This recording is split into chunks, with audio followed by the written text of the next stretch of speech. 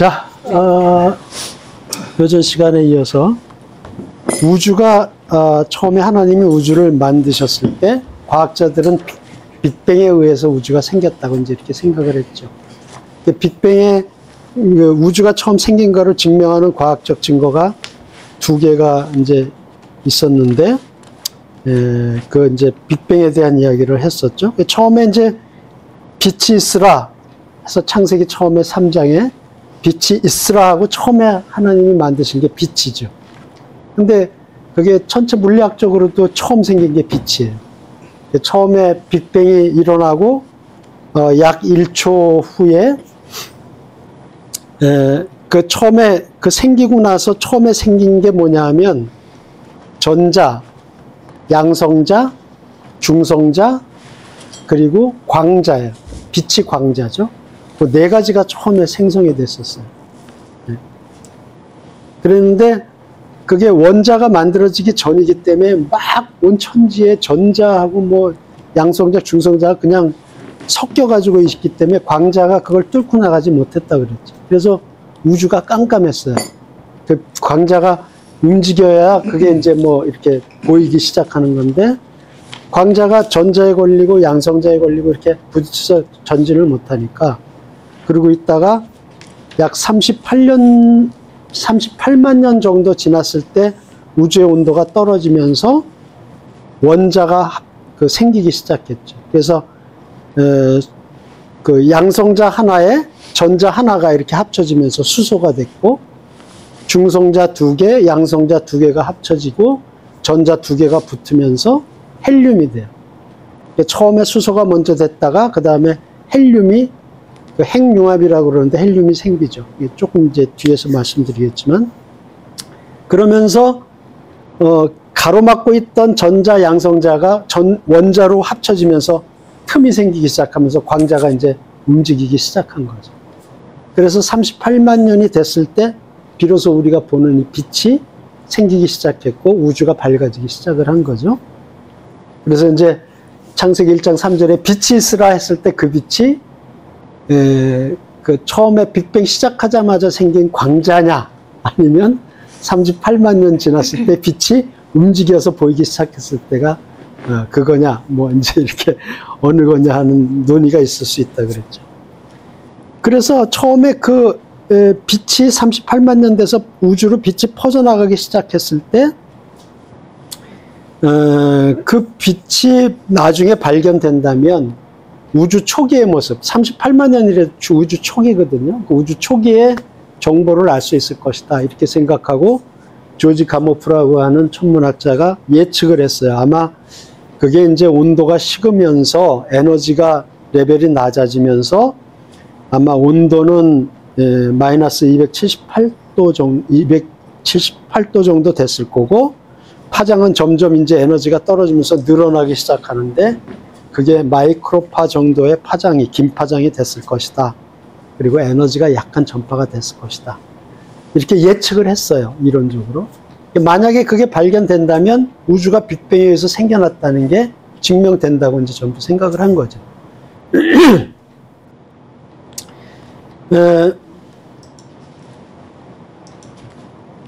그런데 기술이 부족해서 발견이 안 되네, 그랬었어요. 그죠? 그래서 그때까지 발견이 안 되니까 그래도 정상상태 우주론이 맞다고 우기는 과학자들이 여전히 있었죠.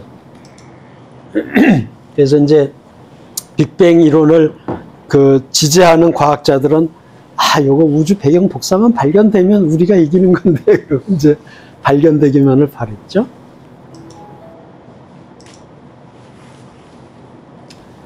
자, 그래서 이제 그 이후에 어떤 일이 과학사에서 발전됐냐면 1964년에 드디어 우주 배경 복사가 발견됐어요. 이게 이제 로버트 윌슨이라는 과학자하고 아너 펜지어스라고 하는 과학자인데, 가모프가 얘기했던 우주 배경 복사를 발견했어요. 근데 이 발견한 계기가 참 우스워요. 이 사람들이 이제 일했던 그 관측소가 관측 만환경이 있던 데거든요. 콜룸 델 혼 안테나라고 하는 이 안테나인데, 이 안테나는 이제 우주에서 오는 여러 가지의 빛, 또 음파 이런 것들을 전부 이제 수집을 해서 분석을 하고 그러는데, 빛도 사실은 파장이거든요. 파장으로도 이제 작동을 하기 때문에 음파로서 받아들여져요. 빛도. 그런데 이상하게 계속 잡음이 들어오는 거예요. 근데 이걸 이쪽 방향으로 돌려도 잡음이 들어오고 저쪽 똑같은 잡음이 자꾸 들어오는데, 아, 이게 안테나가 오염됐나 보다. 그리고 거기 이제 비둘기들이 많이 날라와서 막 이렇게 있어가지고, 아, 이게 비둘기 때문에 그런 건가 보다. 그러고 이제 대청소를 했어요, 안테나를. 그리고 이제 비둘기 못 들어오게 이제 다 막아놓고 쫓아내고 이렇게 해서 깨끗이 청소를 했는데도 여전히 잡음이 가시지 않고 들어오는 거예요. 근데 대개 이제 어느 별에서 오는 파장을 측정한다 그러면 그 방향에 이제 그 별에서 오는 파장이 잡힐 거 아니에요. 근데 얘는 아무 데서나 다 똑같이 잡히는 거예요. 일로 돌려도 그 잡음이 들어오고 절로 돌려도 그 잡음이 들어오고. 그러니까 이 사람들이 두 사람이 이거 조금 이상한데? 하고 생각을 한 거예요. 이게 잡음이 이렇게 균일하게 들어올 수가 있나? 그리고 그 잡음을 한번 그러면 분석을 해보자. 그래가지고 그 잡음을 분석을 하기 시작했는데, 그게 아니라 이게 그렇게 찾았던 우주 배경 복사라는 걸 이 두 사람들이 깨달았어요. 이거다. 그래가지고 그것이 우주 배경 복사가 맞고, 그게 우주 배경 복사라면 우주 팽창 이론이 맞다. 그러니까 우주는 생겨난 거다. 영원히 있었던 게 아니다. 이게 이제 증명이 된 거예요. 어마어마한 발견이었죠. 이 사람들은 그냥 어떻게 소 뒷걸음질 치다 잡은 격수로 우연히 잡은 건데 너무나 큰 발견을 한 거예요. 그래서 이 사람들이 1978년 노벨상을 받아요, 두 사람. 너무 큰 공을 세웠다 그래가지고. 그리고 그 배경 복사를 분석을 하니까 가모프가 예측한 거랑 거의 똑같은 거예요.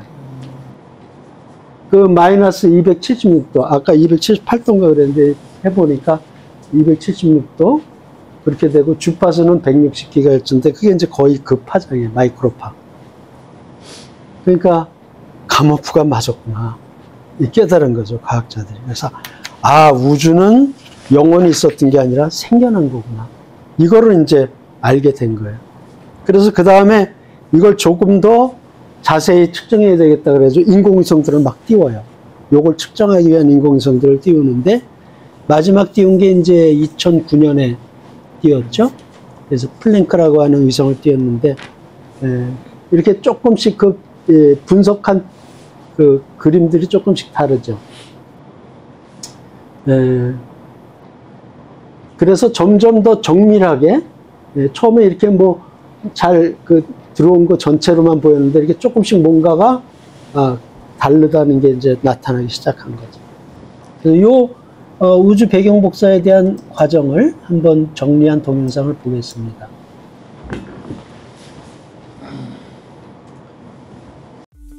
우리가 알고 있는 빅뱅 우주론. 138억 년 전 고온 고밀도의 한 점에서 대폭발로 시작된 우주가 지금도 계속 팽창하고 있다는 이론입니다. 우리가 자연스럽게 빅뱅 우주론을 받아들이게 된 이유는 무엇일까요? 바로 빅뱅 우주론에 대한 결정적인 증거들이 발견되었기 때문입니다. 오늘은 빅뱅 우주론의 근거 중 하나인 우주 배경 복사에 대해 한번 알아보겠습니다. 우주 배경 복사란 빅뱅 후 약 38만 년, 우주의 온도가 3000켈빈일 때 우주 공간으로 퍼져나가 우주 전체를 채운 빛을 뜻합니다. 과거 뜨거웠던 우주에서 발생한 흑체 복사이며 현재까지 남아 전파의 형태로 관측되고 있습니다. 1948년 빅뱅 우주론을 지지했던 가모프는 랄프 엘퍼, 로버트 허만 등과 함께 우주 배경 복사를 처음 예견했습니다. 대폭발이 일어날 당시 우주가 팽창하면서 우주의 온도가 낮아졌고 우주의 온도가 약 3000 켈빈일 때 물질로부터 빠져나온 빛이 파장이 길어진 형태로 우주 전체에서 관측될 것으로 예측했습니다.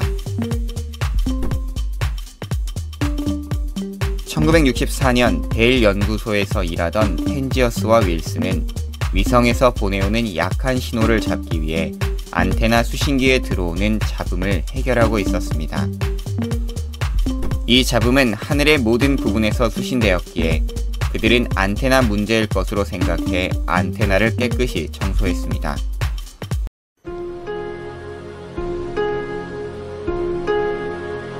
(1960년대) 무선 통신을 위해 전파를 연구하던 이 안테나에 전혀 들어본 적 없는 소리가 잡힙니다. 연구자들은 당황하기 시작했죠. 그건 소리라기보다는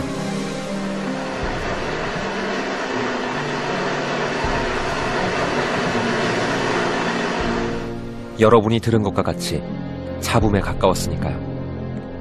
1978년 노벨상은 이 잡음을 선택하여 노벨 물리학상을 선물합니다. 노벨상에 주목한 건 어떤 소리냐가 아니라 어디에서 온 소리냐는 것이었습니다. 그 잡음은 바로 우주에서 온 소리였거든요.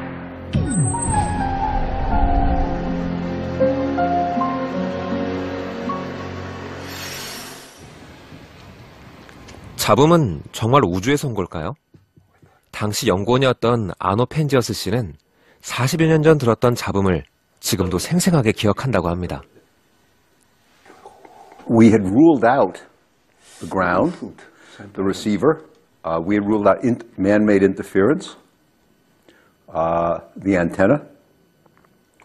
We had ruled out the Milky Way itself because there are many other galaxies like it, none of whom had this.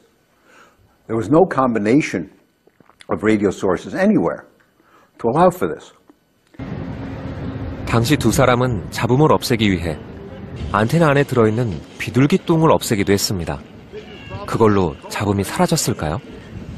Then once the pigeons actually getting rid of the pigeons and cleaning the antenna got rid of about 10% of what we'd seen. About 10%.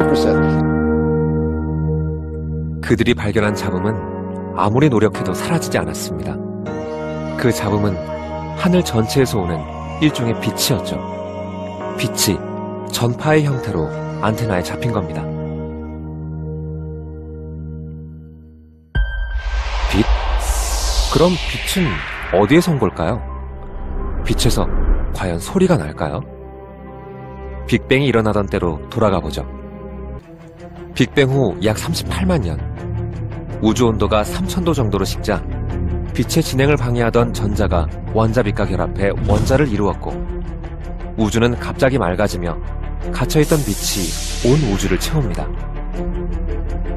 그 빛이 차츰 식어 지금은 마이크로파의 형태로 우주 전체에 남아있는 것입니다.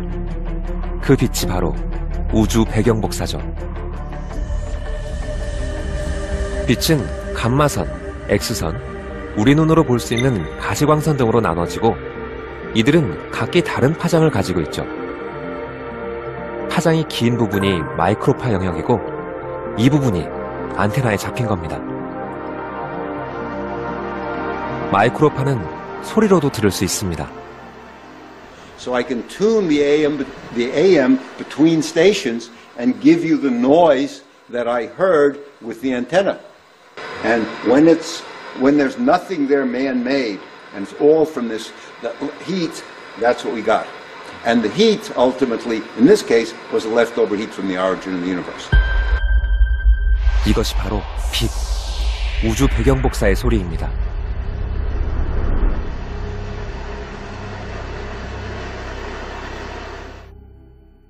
(1978년) 노벨 물리학상을 받았죠. The basic statement is the universe was different in the past from the way it is now. And that by itself leads you to a universe. You put time, the universe cannot be just steady state. 그리고 2001년 우주 배경 복사를 좀 더 정밀하게 측정하기 위해 WMAP 위성이 우주로 발사됩니다. 위성이 보내온 자료를 통해 과학자들은 우주 곳곳에 남아있는 그 빛을 스펙트럼에서 분석한 뒤 우주 배경 복사 지도를 완성해냅니다. 우주 배경 복사를 통해 우리는 우주의 시작을 알게 되었고 빛의 파장을 분석해 초기 우주의 모습을 예측할 수 있게 되었습니다. 우주의 온도 분포는 대체로 균일하고 부분마다 미세한 차이가 있다는 것을 알아냈습니다. 시대가 발전해가면서 지속적인 관측 기술의 발전으로 점점 정밀한 데이터를 얻게 되었고 우주의 신비를 밝혀가고 있습니다. 우주 배경 복사는 우리에게 우주의 과거를 보여주는 흔적입니다. 대폭발의 흔적인 우주 배경 복사를 찾아냄으로써 빅뱅 이론은 정설로 받아들여집니다. 헨저스와 윌슨의 발견은 우주의 기원을 밝히는 데 결정적인 역할을 한 것이죠.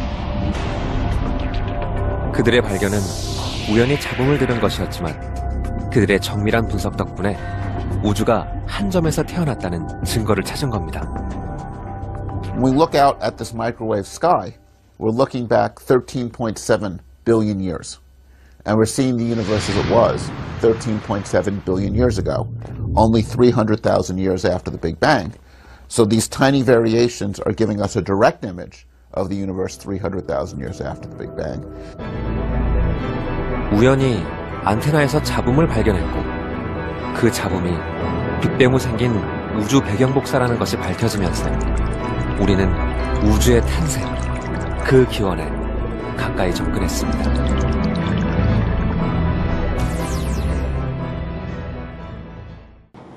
네. 이게 우주 배경 복사의 지도예요. 근데 여기에 조금씩 컬러 차이가 나죠? 저게 이제 온도 차이를 나타내는 건데 사실은 거의 차이가 없어요.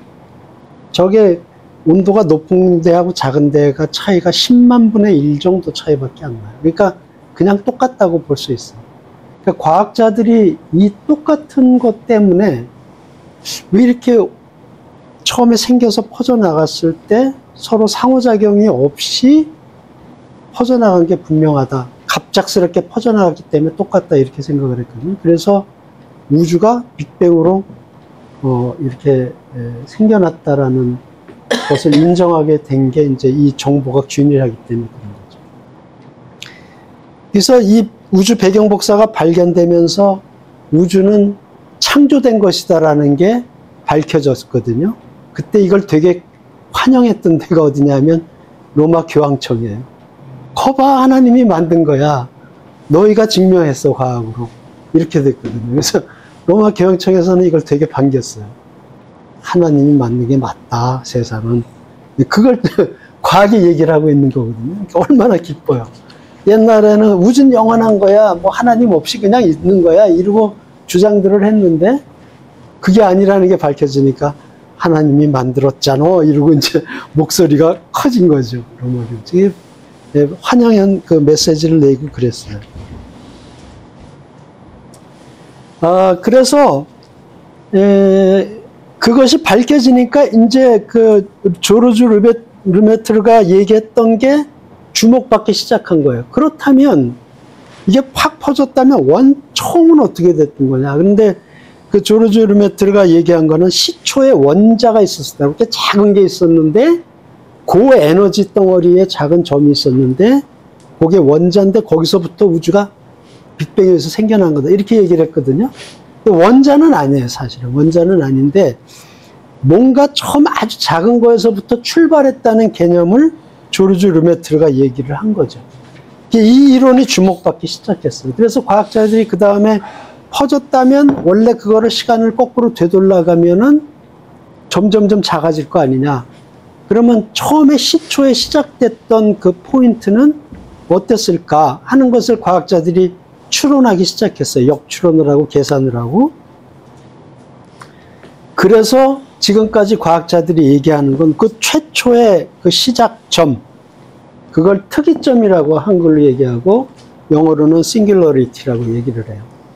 그 싱귤러리티에서 우주가 빅뱅에 의해서 폭발적으로 팽창하면서 생겨났다. 그걸 증명하는 게 우주 배경 복사다. 이렇게 얘기하는 거죠.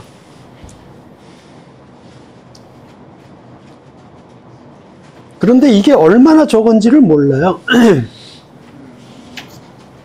근데 어쨌든 이걸로 인해서 우주는 138억 년 전에 이제 이걸 시간을 역계산을 하니까 지금까지 오기까지 138억 년 정도가 걸렸다고 계산이 됐어요. 137억 7점 몇억 년인데 그래서 어떤 과학자는 137억 년, 어떤 사람은 138억 년 이렇게 얘기를 해요. 그래서 138억 년 전에 특이점으로부터 빅뱅에서 탄생됐다는 결론을 맺어요. 그래서 그 결론을 맺는 순간에 우주는 영원부터 있었다라는 정상상태 우주론이 폐기돼 버리죠. 그 다음에 이제 우주 팽창의 증거가 되는 또 하나의 중요한 발견이 있었는데 그게 수소와 헬륨의 질량비예요. 화학 원소의 그 기원은 이 가모프하고 랄프라고 하는 두 사람이 쓴 논문 제목인데 이게 이제 우주가 챙겨놨다라는 것을 증명하는 또 하나의 증거가 됐었어요. 이건 무슨 얘기냐 하면 처음에 이제 빅뱅 1초 후에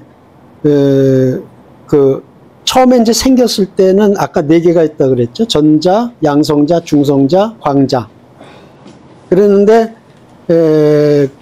그 수소와 그 양성자와 중성자가 이렇게 했는데 양성자와 중성자의 그 개수비가 계산을 해보니까 최초에는 7대1이었다라고 계산이 됐어요. 그러니까 양성자가 7개면 중성자가 1개.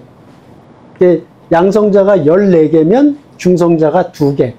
이렇게 개수비가 됐다고 계산이 됐어요. 그런데 이제 그 수소하고, 이게 이제 원자가 이렇게 만들어지죠? 만들어졌을 때, 그때 어떻게, 원자가 만들어지기 전에 먼저 핵융합이 일어나는데, 핵융합이 어떻게 일어나냐 하면, 이 핵을, 만드는데, 원자 핵을 만드는데, 중성자 2개하고 양성자 2개가 합쳐져가지고, 하나의 핵을 만드는 경우가 있었고, 그냥 양성자 하나로 존재하는 그러한 경우가 있었고, 이렇게 이제 일어났다고 계산이 됐어요. 그것이 한 빅뱅 일어나고 한 3분 정도까지 한 3분 정도에 일어났다고 봐요. 그래서 이렇게 이제 핵이 만들어지고 어떤 건 양성자 혼자 이렇게 있었는데 요걸 질량으로 따져보니까 이게 나중에 이제 요거 하나는 수소가 되고 요거 하나는 헬륨이 되거든요. 그러니까 질량비로 따져보니까 수소 하나로 이루어진 거는 만약에 12개가 있다면 헬륨 하나로 이루어진 거는 이렇게 4개가 차지하니까 이게 질량비를 따지면 12대 4다. 이런 이제 질량비 계산이 됐어요. 이해 안 돼도 상관없습니다. 그런가 보다 그러시면 돼요. 그래서 수소와 헬륨이 처음에 존재하게 됐어요, 원소로. 그런데 이제 전자가 그 핵이 합쳐지면서 원자가 되잖아요. 38만 년 후에. 그때 이제 이렇게 된 거예요. 양성자 하나에 전자 하나가 합쳐져서 수소가 됐고, 요 양성자 2개, 중성자 2개 합쳐져 있던 핵에 전자가 2개가 합쳐지면서 헬륨 원자가 된 거예요. 그러니까 만약에 우주에 수소가 12개 있다면 헬륨은 하나 있는 거죠. 그런데 그 무게, 질량, 무게라고 그러긴 조금 다른 얘기지만 질량은 그 원자 핵의 질량을 따져보면 얘는 하나인데 얘는 4개니까 그러면 얘가 12개 있고 얘가 하나라면 질량 비로 따지면 3대1이다. 12대 4다. 그래서 3대 이게 12개가 있을 때 얘는 4개가 있는 거니까 질량비로 따지면 3대1이 되는 거죠. 그래서 이제 그런 주장을 했어요. 만약에 우주에 있는 수소와 우주에 있는 헬륨을 검사해가지고 얘네들의 질량비가 3대1이라면 그러면 빅뱅에 의해서 이렇게 만들어졌다는 게 맞는 얘기인데 이렇게 인정을 한 거예요. 실제 관측해보면 알겠네. 근데 문제는 관측이 잘 안 된다는 거예요. 기술이. 그런데 그 이후에 관측 기술이 발전되면서 3대 1이 맞다 하는 게 밝혀졌어요. 그래서 아까 우주 배경 복사에 이어서 또 하나의 우주가 빅뱅에서 만들어졌다는 게 밝혀진 거죠. 빅뱅은 원래 과학자들이 연구해서 이렇게 붙인 게 아니라 빅뱅을 반대하던 과학자가 있었어요. 그 프레드 호일이라는 사람인데 이 사람은 정상태 우주론을 옹호하던 과학자예요.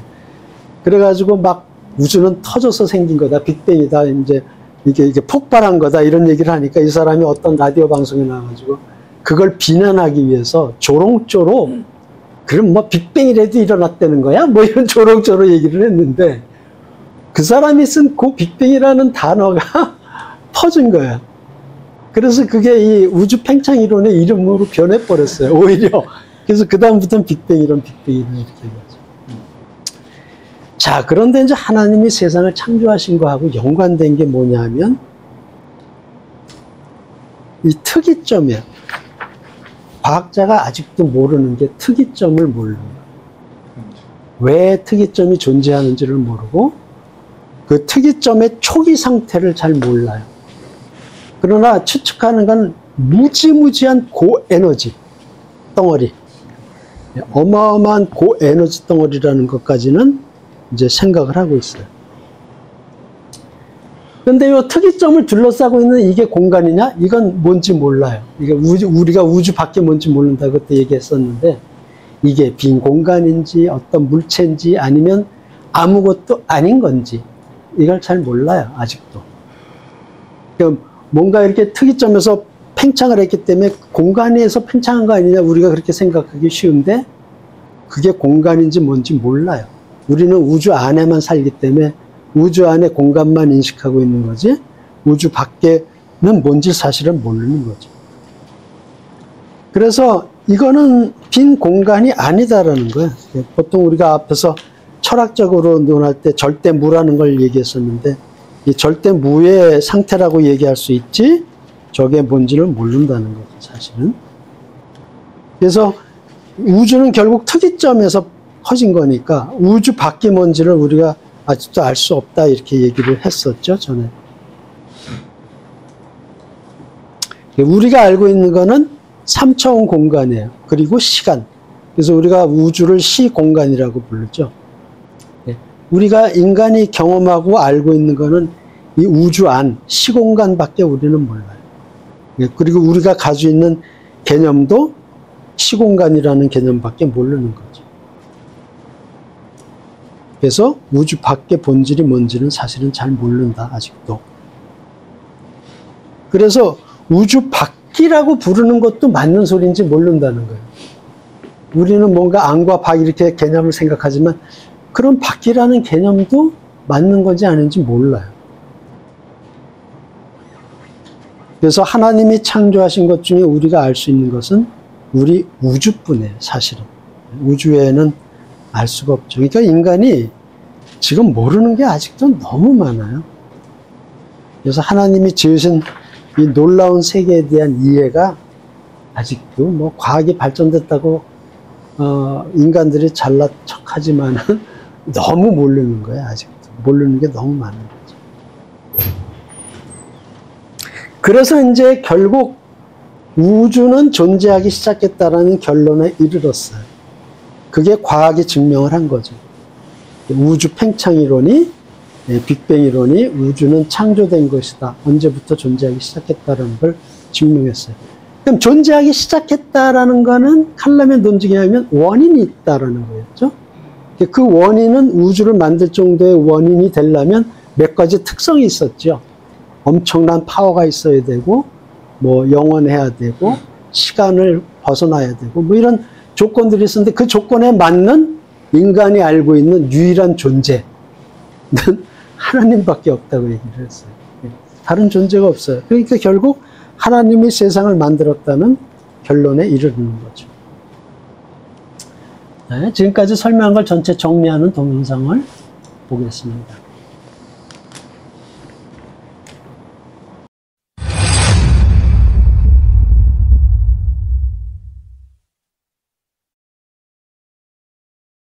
1963년 미국 뉴저지에 있는 벨 연구소의 천문학자인 아노 펜지어스와 로버트 윌슨은 전파망원경에 잡히는 잡음 때문에 관측에 지장을 받고 있어 이것을 해결하고자 골머리를 앓고 있었습니다. 잡음 없이 정밀한 천체 관측을 하고 싶었던 펜지어스와 윌슨은 잡음을 없애기 위해 거대한 전파망원경을 모두 분해했다가 다시 조립하고 부품도 새로 교체했습니다. 그러나 잡음은 사라지지 않고 여전히 나타났습니다. 그들은 심지어 그 잡음이 안테나에 둥지를 튼 비둘기들 때문이라고 생각하고 비둘기들을 쫓아내고 똥까지 닦아냈습니다. 그러나 이렇게 최선을 다했지만 잡음은 없어지지 않았고 이 잡음은 날씨와 관계도 없이 항상 안테나를 우주 어느 방향으로 향해도 똑같이 검출되었습니다. 그러자 펜지어스와 윌슨은 이 잡음이 심상치 않음을 깨닫고 이 잡음을 일단 의미 있는 신호로 간주한 다음 면밀히 살펴보기 시작했습니다. 그리고 그들은 마침내 그것이 그냥 잡음이 아니라 그토록 천문학자들이 찾았던 우주 배경복사라는 것을 알아내었습니다. 그리하여 우주 배경복사의 발견을 온 세상에 공표하게 되었고 그동안 이론으로만 제시되었던 우주 팽창이 사실임을 확증짓게 되었습니다. 펜지아스와 윌슨은 허블의 우주 팽창 발견 이후 최고의 관측이라고 불려지는 우주 배경 복사를 발견한 공로로 1978년 노벨 물리학상을 수상했습니다. 2022년 기준으로 마지막으로 측정된 우주 배경 복사는 절대온도 2.725K로 섭씨 마이너스 276도이며 주파수는 약 160GHz입니다. 이 값은 플랭크 위성을 통해 얻어졌으며 매우 정밀한 관측 결과로 조지 가모프가 예측한 값과 크게 다르지 않았습니다. 이 우주 배경 복사를 연구한 결과 우주 모든 끝의 온도가 거의 완벽할 정도로 동일하며 우주 배경 복사파가 매우 긴 파장의 파가 보이는 적색 편의를 보여준다는 점에서 조르주 르메트르가 주장한 우주는 시초의 원자로부터 팽창하였다는 이론이 맞았으며 그 시초의 원자로 표현된 것이 무엇인지는 알 수 없으나 소립자보다도 작은 점과 같다고 추정하며 이것을 특이점 싱귤러리티라고 부르게 되었습니다. 과학계는 그 이후 이 우주 배경 복사를 더욱 정밀히 관찰하기 위해 대기의 영향을 받지 않는 우주로 관측 위성을 계속 발사하였습니다. 그리고 대기권 밖의 우주에서 우주 배경 복사를 정밀히 관찰하고 이 관측된 우주 배경 복사로부터 우주의 끝의 지도를 결국 만들어내었습니다. 이로써 그동안 논란이 많았던 정상 상태 우주론은 폐기되었으며 우주는 약 138억 년 전 특이점으로부터 빅뱅에 의해 탄생하였다는 우주 팽창이론이 가장 인정받는 우주론으로 자리잡게 되었습니다. 우주 팽창이론을 확인시켜주는 또 하나의 과학적 증거로 마지막 살펴볼 내용은 수소와 헬륨의 질량비에 관한 것입니다. 1948년 가모프와 랄프가 발표한 논문인 화학 원소의 기원은 빅뱅 이론의 역사에서 매우 중요한 문헌이 되었습니다. 두 학자가 주장하는 빅뱅의 물리화학적 증거는 이렇습니다. 빅뱅 후 1초 정도 시간이 흐르면 우주의 온도가 100억 도 정도로 낮아지면서 수소가 헬륨으로 융합을 시작합니다. 그리고 빅뱅 후 3분 정도의 시간이 지나면서 온도가 더 낮아져 더 이상 수소가 헬륨으로 융합을 할 수 없게 되는데 이때 수소와 헬륨의 질량비는 3대 1이라는 것입니다. 그리하여 현재까지 이 비율이 우주에 유지되고 있다는 주장이었습니다. 그러므로 실제 우주의 수소와 헬륨의 비율이 3대 1이라면 가모프가 주장한 우주 팽창이론, 즉 빅뱅 이론이 증명되는 것이었습니다. 이 비율은 빛의 스펙트럼을 분석하는 방법으로 그 이후 가모프의 예측대로 수소와 헬륨의 비율이 3대 1임이 밝혀져서 우주 팽창이론인 빅뱅 이론의 또 하나의 증거가 되었습니다.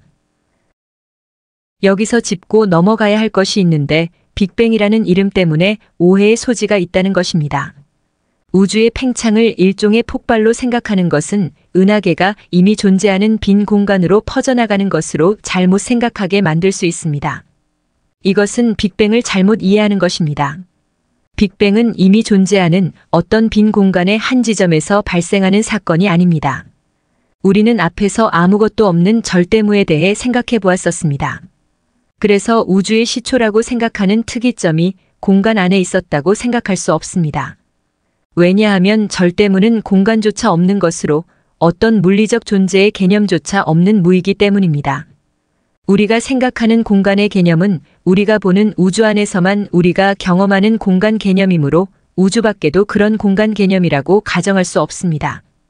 우리가 우주를 시공간이라고 부르는 것은 우리가 그렇게 3차원의 공간과 시간이라는 물리 요소를 경험하기 때문에 세운 개념이지 우리가 경험하지 못하는 그 외의 세상은 어떤 개념인지 알 수 없습니다. 그래서 사실 우주 밖이라는 개념도 가능한 개념인지 아닌지 알 수 없습니다. 그러므로 하나님이 창조하신 이 우주 안에 존재하는 우리가 알 수 있는 것은 오직 우주일 뿐이며 우리 우주 외에는 어떤 실체가 있는지 우리는 알 수가 없습니다. 하나님께서 만드신 세상이 그저 놀라울 뿐입니다. 이로써 칼람의 논증 전제 이 우주는 존재하기 시작했다의 과학적 논증 1인 우주 팽창이론에 대해 알아보았습니다. 이어지는 강좌에서는 칼람의 논증 전제 2의 과학적 논증 2, 열역학 이론과 특이점에 대해 살펴보도록 하겠습니다. 네.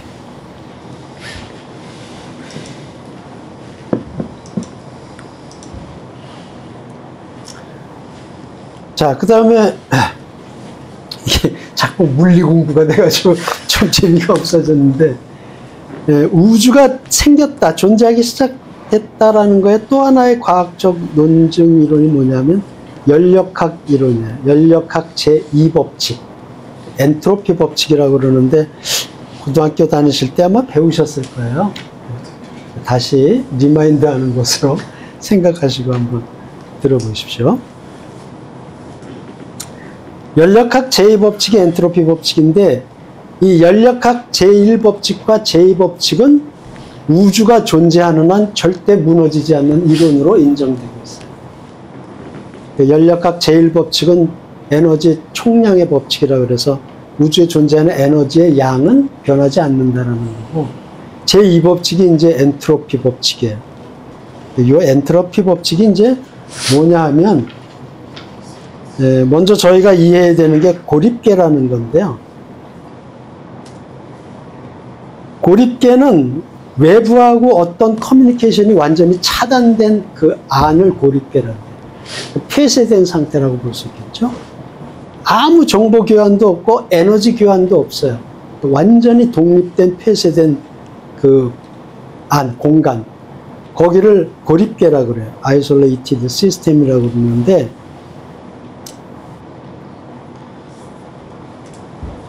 저희 지구는 고립계일까요? 아닐까요? 아닐 것 같은데요. 아니죠. 왜? 많잖아요. 태양도 있고, 뭐 행성도 있고, 별도 있고. 고립계가 아니에요. 완전히 오픈되어 있는 상태가 지구거든요. 근데 이 진화론을 반대하는 논리를 피기 위해서 지구가 고립계고 에너지가 공급되지 않는 안에서 진화가 일어날 수 없다, 이렇게 주장하시는 분들이 있어요. 그 진화론 반대, 물론 이제 기독교인들입니다. 그건 잘못된 거예요. 예. 그 고립계로 생각하면 안 돼요. 지구는 고립계가 아닙니다. 왜냐하면 태양으로부터 계속 에너지 공급을 받고 있거든요. 그러니까 에너지를 계속 주는 데가 있어요, 소스가. 그러니까 지구는 고립계가 아니에요. 근데 그런 주장을 아마 접하실 수도 있는데 그건 아니라는 걸 이제 아시면 좋겠어요. 우주는 뭘까요? 우주는 고립계로 인정하고 있어요. 우주 밖이 뭔지도 모르고 우주 밖에 아무것도 없다고 생각되고, 그래서 우주는 우주다 그냥. 그래서 우주 전체는 하나의 고립계로 봐요. 아이솔레이티드 된 시스템으로 보거든요. 그런데 이제 엔트로피라는 게 뭐냐 하면 이미 사용된 에너지의 정도를 엔트로피라고 해요.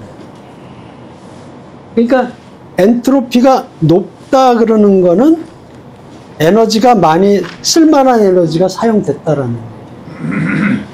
이렇게 얘기를 할 수 있어요. 엔트로피가 증가한다 그러는 거는 사용해버린 에너지가 증가한다는 거예요. 그리고 쓸만한 에너지, 아직 사용 가능한 쓸만한 에너지는 감소되고 있다는 거예요. 엔트로피가 증가한다면 쓸만한 에너지는 감소, 유용한 에너지는 감소한다. 이렇게 이제 설명을 할 수가 있는 거예요. 그러니까 아까 특이점은 쓸만한 에너지가 가장 크게 있었던 상태예요. 그게 빅뱅으로 빵 터지면서 온도가 낮아지면서 이러면서 에너지가 점점 사용되는 거거든요. 그러니까 쓸만한 에너지는 점점 떨어지는 거죠. 그게 이제 엔트로피가 증가하는데, 또 다른 말로 뭐라고 얘기하냐면 무질서도가 증가한다 이렇게 얘기를 해요. 질서 유지에는 에너지가 필요해요. 처음에 이렇게 질서 있던 게 여기다 에너지를 공급 안 하면 이렇게 돼버린 거예요. 우리 뭐 실생활에서 금방 알아요. 집 청소 안 하고 있어. 그러면 어떻게 돼요? 먼지 쌓이고 점점 집이 망가지잖아요. 집 청소한다는 건 뭐예요?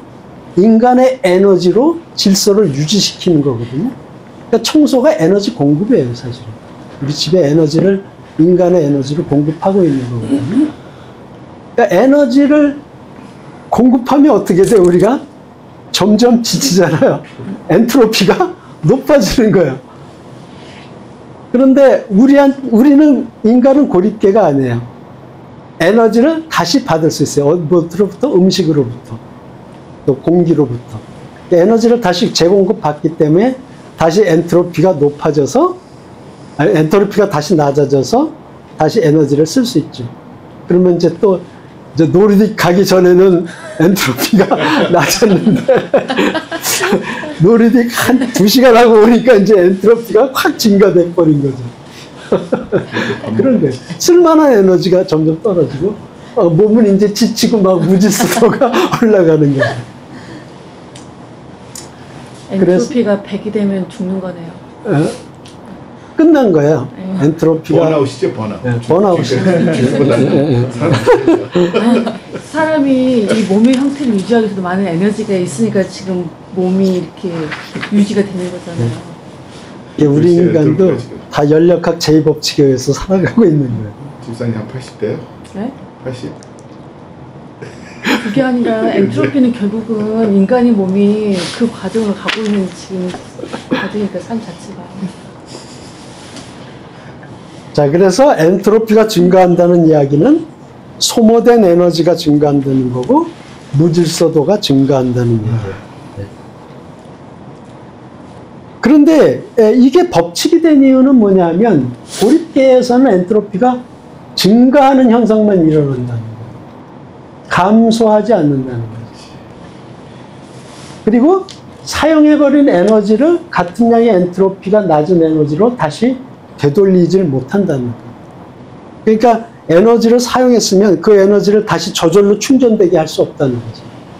외부에서 에너지 공급이 되면 그렇게 되는데, 고립계는 에너지 공급이 안 되는 장소이기 때문에 그 안에 있는 에너지를 써버리면 다시 그걸 에너지 높은 상태로 끌어올릴 수가 없다는 거예요. 올릴 방법이 없다는 거죠. 그게 연력학 제2법칙이에요. 고립계 안에서는 한 번 에너지 쓰면 그만이다. 그 다음에 다시 에너지를 충전할 수 없고, 무질서도가 한 번 무질서해지면 무질서도가 다시 질서로 올라가지는 않는다. 그게 연력학 제2법칙이에요. 우주가 고립계이기 때문에 우주도 똑같이 적용된다는 거죠. 그러니까 이미 소모된 에너지는 다시 사용 가능한 에너지로 되돌릴 수 없다는 거예요. 고립계 안에서. 방법이 없어요. 우리 인간이야 고립계가 아니니까 음식 먹고 다시 에너지 충전하지만, 고립계는 그런 방법이 없기 때문에 한 번 에너지가 사용되면 그만이라는 거죠. 무질서로 얘기한다면 한 번 무질서해진 상태는 질서 있는 상태로 되돌릴 수 없다는 거예요. 그러니까 집안에 청소를 안 해가지고 집안이 다 망가졌는데, 에너지를 공급해서 청소하지 않고 그냥 놔둔다면, 만약에 집안이 고립계라면 망가지는 거는 점점 더 망가지지 회복될 수가 없다는 거죠. 학교에서 보통 이제 이 연력학 제2법칙 설명할 때 이 설명 많이 했어요. 아마 기억나실 거예요. 뜨거운 물과 찬물이 있어요. 그래서 두 물을 이렇게 섞어요. 그러면 여기가 열 에너지가 높기 때문에 사용 가능한 쓸만한 에너지가 많죠. 여기는 에너지가 별로 없어요. 차갑기 때문에. 그러니까 에너지를 필요로 하는 부분이 많죠. 그래서 물을 섞으면 당연히 사용 가능한 열 에너지가 있는 쪽에서 에너지가 없는 쪽으로 열이 전달되면서 섞이죠. 그래서 전체적으로 섞여버리게 되면은 여기 입장에서 보면은 엔트로피가 낮아진 거예요. 물론 여기서는 높아졌다고 할 수 있지만 이 전체 통 전체로 보면은 엔트로피가 평균화되는 거죠. 낮은 상태가 되는 거고, 고립계 안에 에너지 총량은 변함이 없어요. 여기 연락해 제곱이죠. 에너지 불변의 법칙인데 에너지 양은 똑같은데 쓸만한 에너지가 없어진다는 거예요. 사용 가능한 에너지는 계속 고갈된다는 거죠. 그게 이제 연락학 제2법칙 엔트로피 법칙이고, 평형 상태에 거꾸로는 저절로 되돌아갈 수 없다. 그러니까 물이 한번 섞여버렸는데 그게 다시 찬물 뜨거운 물로 나눠줄 수는 없다는 거예요. 그것이 엔트로피는 저절로 감소할 수 없다. 그런데 우주도 고립이기 때문에 처음에 빅뱅에 의해서 높았던 에너지가 쓸만한 에너지가 많았는데 그게 점점 감소돼서 가용한 에너지, 쓸만한 에너지가 점점 줄어들고 있다는 거예요. 그리고 무질서도로 얘기한다면 점점 우주는 무질서해진다는 거죠. 망가져가고 있다는 거죠. 결국은 어떻게 되면 여기 해골바가 써 있는데 우주는 저렇게 된다는 거죠.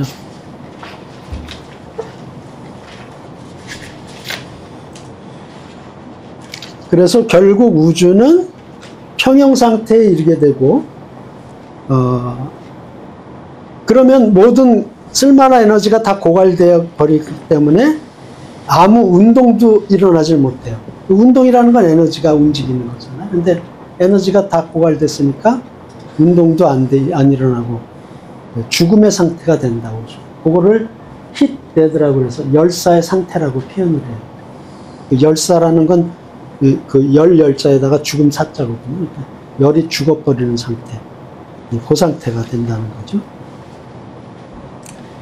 근데 그렇게 되면 예를 들어서 지구가 우주가 고립기라고 한다면 지구는 고립기가 아닌데 그러면 아니 우주 전체가 그 죽어버리기 때문에 그 안에 있는 그 지구도 이거 영향을 받는 거잖아요. 죽는 거예요. 죽어가는 거잖아요. 그 고립계 안에 있기 때문에 죽는 거예요.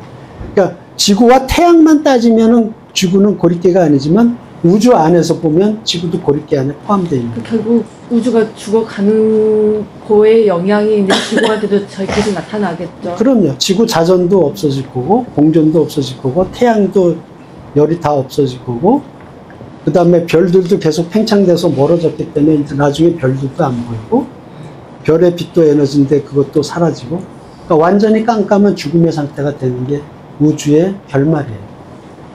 물론 이제 그 뒤에서 다른 이론들을 소개하겠지만. 그래서 빙하기가 다시 오는 건가요? 그건 빙하기가 아니에요. 완전히 끝나는 거죠. 빙하기도 없어요. 그냥 끝나버리는 거죠. 그래서 그걸 생각하면 빅뱅 시점의 특이점, 싱귤러리티는 무질서도가 가장 낮은 상태예요. 엔트로피가 가장 낮은 상태가 되는 거죠. 그러니까 가장 질서도가 높고, 그로부터 이제 질서가 무너졌으니까. 그로부터 빅뱅하면서 엔트로피, 무질서도가 점점 증가하게 되는 거죠.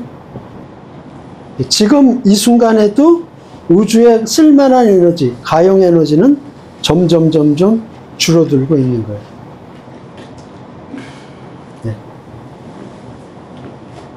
결국 연력학 제2법칙이 얘기하는 거는 우주의 종말입니다. 성경은 어떻게 얘기를 하고 있을까요? 바로 시편 102편 25절에서 27절이 이렇게 얘기를 하고 있어요. 주께서 옛적에 땅에 기초를 놓으셨사오며 하늘도 주의 손으로 지으신 바이니, 우주를 창조하신 거죠, 하나님이. 그런데 천지는 없어지려니와, 이게 이제 우주 종말을 얘기해요. 하나님이 우주를 창조하셨는데 결국 그것도 없어진다는 거예요, 끝에는. 천지는 없어지려니와 하나님은 영존하신다 하는 거죠. 그것들은 다 옷과 같이 낡아지리니 의복같이 바꾸시면 바꾸려니와. 그러니까 옷같이 다 낡아진다는 거예요. 무질서도가 한없이 증가하고 결국 우주도 끝나버리는데 하나님이 새롭게 하시면 새롭게 되겠지만은 그렇지 않으면 옷같이 낡아진다는 거죠. 그러나 변함없으신 분은 하나님은 한결같으시고 주의 연대는 무궁하시리이다. 그러니까 우주의 시작과 종말을 생각해 보면 그거를 만드시고 폐하시는 하나님의 존재는 사실은 어마어마하신 존재라는 걸 우리가 알 수 있죠. 영원하다는 거죠. 영원하다는 거.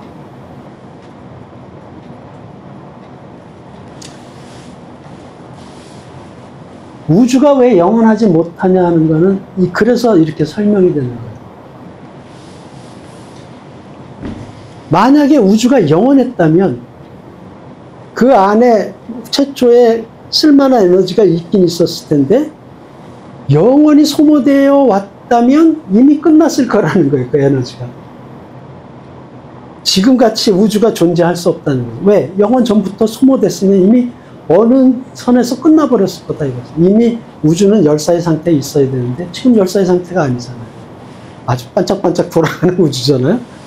그러니까 우주가 영원할 수 없다라는 거예요. 엔트로피 법칙에 의하면 이미 에너지 고갈됐었을 테니까 영원했다면. 그러나 138억 년 전에 시작됐다면 아직 쓸만한 에너지가 꽤 많이 있는 상태이기 때문에 우리가 보는 우주가 현재 존재한다. 그 얘기가 되는 거죠. 그래서 엔트로피 법칙에 의하면 우주는 영원할 수가 없다.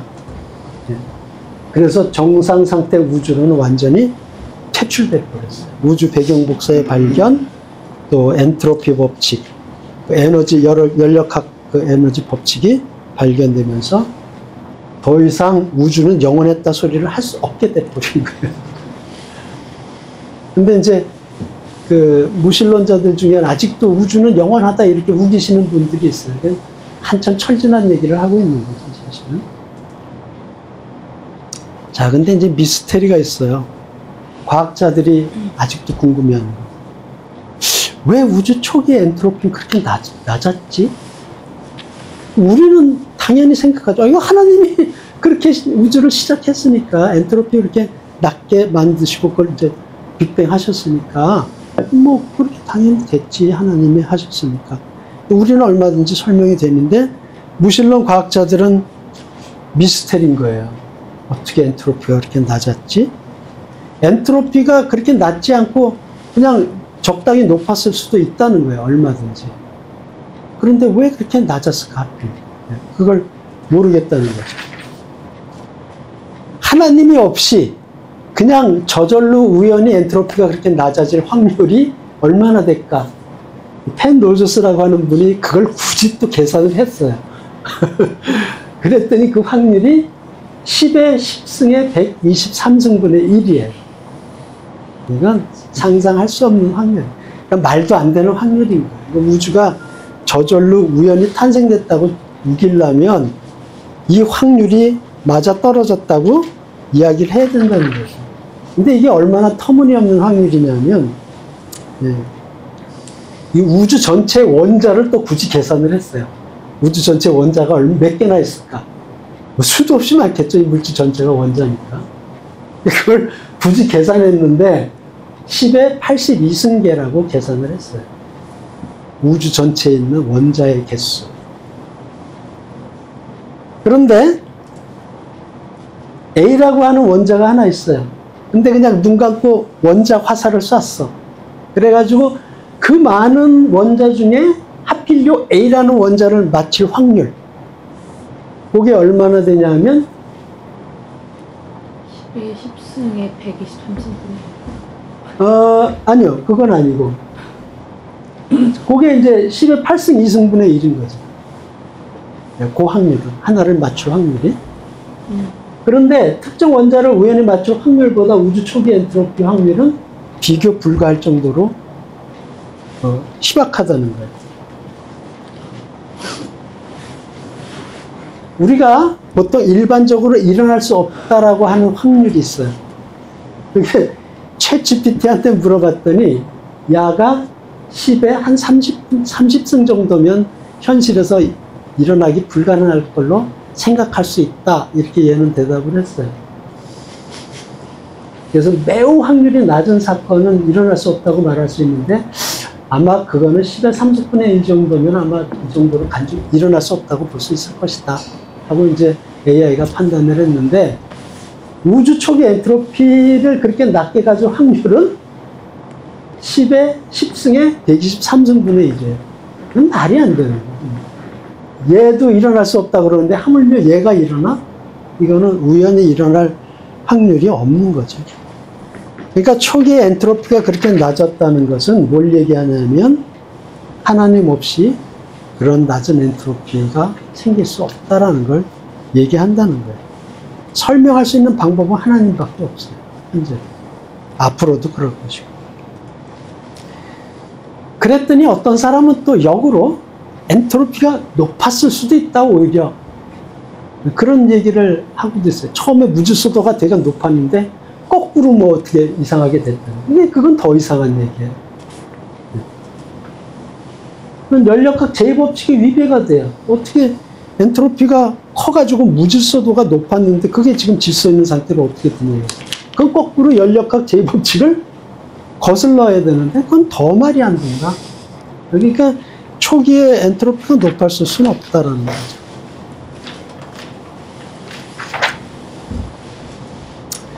그래서 우주의 엔트로피 문제는 하나님의 존재를 말해주는 강력한 단서가 되고 있습니다. 네, 그래서 이렇게 불가능한 일이 일어났다는 것은 전능하시고 지성적인 존재, 즉 창조주 신이 이것을 계획하고 조종했다고 보는 것이 가장 합리적인 생각이라는 거죠. 요거는 이제 그 철학에서 얘기하는 논리적인 사고, 합리적인 사고에 의해서 이렇게 결론을 내릴 수밖에 없다고 보는 거예요.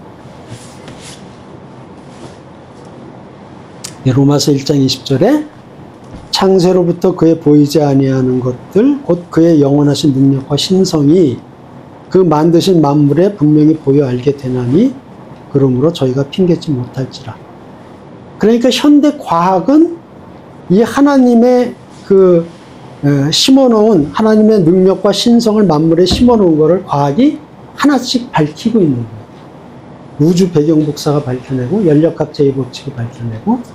그러니까 과학은 사실은 종교하고 이렇게 기독교하고 대칭된다고 생각하시는 분들이 많은데 그렇지 않아요. 과학은 하나님의 위대하심을 발견하는 도구로서 사용되고 있는 거죠. 그래서 아직도 과학자들 중에 기독교인들이 굉장히 많은 이유가 그래요. 중세에는 더 많았지만 뭐 갈릴레오, 뉴턴 뭐 이런 사람들 굉장히 유명한 과학자들이 다 기독교인들인 이유가 그래서 그랬어요. 자, 요거를 정리하는 동영상을 보겠습니다.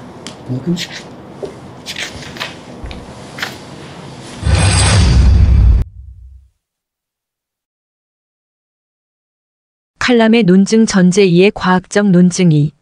연력학 이론에 대해 살펴보도록 하겠습니다. 우주가 영원할 수 없다는 것은 물리법칙으로 확고히 수립된 연력학 제2법칙에 의해서도 증명됩니다.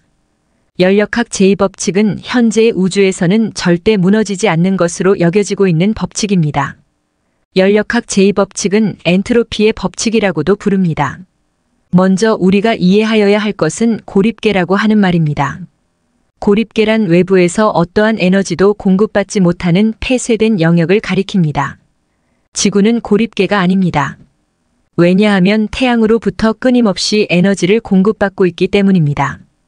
가끔 지구를 고립계로 착각하고 연력학 제2법칙을 지구에 적용하여 하나님 존재를 설명하려는 분들이 계신데 그것은 잘못된 것입니다. 그러나 우주는 고립계라고 봅니다. 우주 밖에서 어떤 에너지도 공급되지 않는 폐쇄된 영역으로 보기 때문입니다. 엔트로피라고 하는 것은 어떤 고립계에서 일정량의 사용 가능한 에너지가 있을 때 그중 이미 사용해버린 에너지의 정도를 말합니다. 그래서 엔트로피가 높아져 간다라고 하는 뜻은 사용해버린 에너지가 점점 많아지고 앞으로 사용 가능한 에너지가 점점 줄어든다는 의미입니다. 이것은 또한 사용 가능한 에너지가 점점 사라져가면 그 에너지에 의해 유지되던 질서가 점점 무너져 간다는 뜻이 됩니다. 그래서 엔트로피는 점점 무질서해지는 무질서의 정도라고도 표현합니다. 다시 정리하면 엔트로피가 높아진다는 뜻은 한 고립계 안에 소모되어 사용할 수 없는 에너지가 점점 늘어난다는 뜻임과 동시에 고립계의 무질서도가 점점 높아진다는 뜻이 됩니다. 불변의 물리법칙이라고 부르는 엔트로피와 관련된 연력학 제2법칙은 다음과 같습니다. 첫째, 고립계에서는 엔트로피가 증가하는 현상만 일어나며 감소하지 않는다. 둘째, 사용해버린 에너지를 같은 양의 엔트로피가 낮은 에너지로 다시 되돌리는 것은 불가능하다. 고립계의 일부에서 엔트로피를 낮추는 것은 가능하지만 그것은 계의 일부에만 해당되며 전체적으로는 결국 엔트로피가 증가한다. 이 말은 외부 에너지가 공급되지 않는 고립계 안에서는 이미 소모된 에너지를 다시 사용 가능한 에너지로 저절로 되돌리는 것은 불가능하며 한번 무질서해진 상태를 질서 있는 상태로 저절로 되돌리는 것이 불가능하다라는 뜻입니다. 이것을 실례로 들어본다면 뜨거운 물과 찬물을 섞는 것을 예로 들 수 있습니다. 뜨거운 물은 열 에너지를 많이 가지고 있는 상태의 물입니다. 찬물은 열 에너지가 거의 없는 물입니다. 이 두 물을 한 그릇에 모두 쏟아부어 한 물로 섞으면 그 물은 반드시 미지근한 물로 변합니다. 그것은 뜨거운 물에 있던 열 에너지가 찬물로 전달되면서 열 에너지가 소모된 것이라고 말할 수 있습니다. 뜨거운 물과 찬물이 한 그릇에 동시에 섞이게 된 상태를 초기 상태로 볼 수 있는데 이때 그 그릇은 열을 추가로 가하지 않는 하나의 고립계로 볼 수 있습니다. 그 초기 상태의 물을 생각해 보면 그 물에는 사용 가능한 에너지가 뜨거운 물 부분에 있다고 말할 수 있습니다. 즉, 물이 섞이기 이전 상태는 물 전체로 보면 아직 사용 가능한 에너지가 뜨거운 물 부분에 있고 그 에너지가 아직은 사용되지 않아서 물 전체로 볼 때 사용된 에너지가 별로 없는 상태이기 때문에 엔트로피가 낮은 상태라고 말할 수 있습니다. 그러나 조금 시간이 지나면 전체 그릇의 물은 점점 미지근하게 됩니다. 그것은 뜨거운 물 부분에 사용 가능한 에너지를 점점 잃어버리게 된다는 뜻이 됩니다. 물 전체로는 이미 사용된 에너지가 증가한 상태라는 뜻이며 그것을 엔트로피가 증가했다고 표현할 수 있습니다. 그릇 전체로 보면 그 그릇 안의 에너지의 총량은 물이 섞이기 이전의 초기 상태나 물이 모두 섞이고 난 후의 상태나 동일합니다. 이것은 고립계 안의 에너지는 일정하다는 것을 말하며 고립계 안에서 에너지는 다른 형태로 전환될 수 있지만 생성되거나 파괴될 수는 없다는 것을 말하는데 이것이 에너지 불변의 법칙이라 불리우는 연력학 제1법칙입니다. 그러나 고립계 안의 에너지 총량은 변하지 않더라도 쓸만한 에너지, 즉 가용 에너지는 계속 줄어들며 결국 그 에너지는 모두 고갈되고 고립계 안은 더 이상 에너지 활동이 일어나지 않는 상태가 되어버리는데 이것을 평형 상태에 이른다고 말합니다. 이렇게 모든 고립계는 결국 평형 상태로 진행되며 그 거꾸로는 되돌아갈 수 없다는 것이 바로 연력학 제2법칙입니다. 우리는 차가운 물이 저절로 100도에 끓는 물이 되는 것을 결코 볼 수 없습니다. 이것은 바로 엔트로피가 저절로 감소할 수 없다는 연력학 제2법칙 때문에 그렇습니다. 참고로 물그릇을 고립계의 예로 설명했지만 사실 우리 현실에서 물그릇은 완전한 고립계가 아닙니다. 외부 공기와 닿아 있기 때문입니다. 그래서 물그릇 안의 물은 공기로 열을 전달하여 에너지 활동을 계속하게 됩니다. 결국 물의 온도는 더 내려가 결국은 차가워지게 됩니다.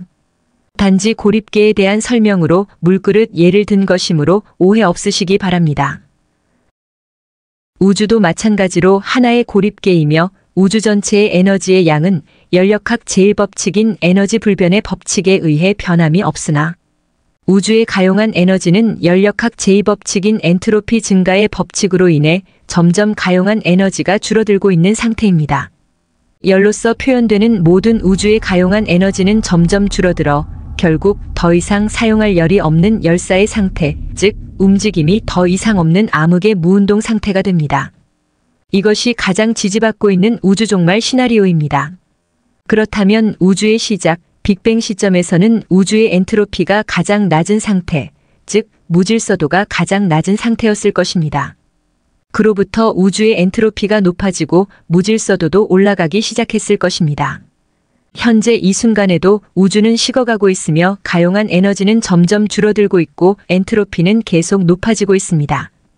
이것은 우주가 영원히 지속될 수 없고 언젠가는 종말을 맞이할 수밖에 없다는 것을 말합니다. 이 연력학 제2법칙으로 인해 심각하게 훼손되는 것이 우주는 영원하다는 정상 상태 우주론입니다. 만약 우주가 영원전부터 지속되어 왔다면 우주는 이미 연력학 제2법칙인 엔트로피 법칙에 의해 열사의 상태에 도달해 있어야만 합니다. 그러나 우리는 모두 활동하고 있는 우주를 오늘도 보고 있습니다. 우리는 여전히 엄청난 열에너지를 내뿜고 있는 태양을 보고 있으며 행성들의 자전과 태양을 중심으로 공전하는 것을 보고 있고 수많은 별들이 빛나고 운동하는 것을 보고 있습니다. 그것은 우주가 영원전부터 존재해오지 않았다는 것을 아무도 부인할 수 없도록 만드는 명확한 증거입니다. 만약 우주가 어떤 시작점 없이 영원히 존재했다면 우주는 진작에 엔트로피 최대의 상태에 도달했을 것입니다. 따라서 우리가 이렇게 존재한다는 사실 자체가 우리 우주의 시작이 있었음을 분명히 말해주고 있는 강력한 증거입니다. 하나의 큰 미스테리는 왜 이렇게 우주 초기의 엔트로피가 그토록 낮은 것일까 하는 것입니다. 우리 우주는 138억 년 전에 엔트로피가 지금보다는 아주 극도로 낮은 작은 상태에서 시작했어야 합니다. 그래야 지금까지 138억 년 동안 엔트로피가 증가할 수 있기 때문입니다. 그렇다면 왜 우리 우주는 엔트로피가 그렇게 매우 낮은 상태에서 시작할 수 있었던 것일까요? 엔트로피가 낮은 상태, 즉 질서정연한 상태는 매우 특수한 상태입니다. 확률적으로는 엔트로피가 높은 무질서한 상태일 가능성이 압도적으로 높습니다. 우주 초기라 해서 엔트로피가 낮아야 할 아무런 이유가 없습니다.